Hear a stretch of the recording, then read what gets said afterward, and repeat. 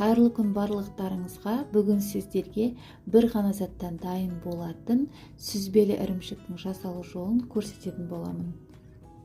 Сүзбелі ірімшігімізді жасау үшін бізге бір ғана зат керек болады. Дәл осындай пакеттегі немесе үйдің де айранын қолдансаңыздар болады. Мен қазір 2-3% айран қолдандым. Айранды 5-6 сағатқа морозильникке қойып қатырып аламыз. Айран толық қатқаннан кейін сыртындағы қаптарынан ажыратып аламыз.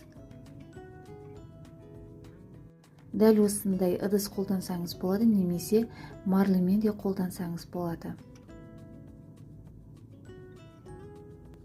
Қатып тұрған айранды бір күнге қалдыратын боламыз.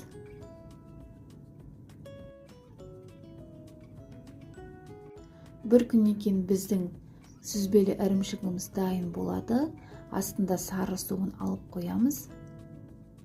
Дәл осындай ірімшікті дүкендерден өте қымбат бағада аламыз. Сіздер өз қолдарыңызбен табиғи түрде жасасаңыздар болады.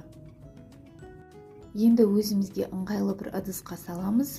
Сүзбелі ірімшігіміз одан да жақсы дәм болу үшін азғантай тұз қосатын боламыз. Менің айранымның пайызы аз болғандықтан азғантай ғана зәйтүн майын қосатын боламын. Дәміне қарай азғантай аз көктерден укроп қолдансаңыздар болады. Енді барлығын жақсылап араластырып аламыз. Аз көктерден укроп қоссаңыздар, сүзбелі ірімшіктеріңіз өте дәмді болады.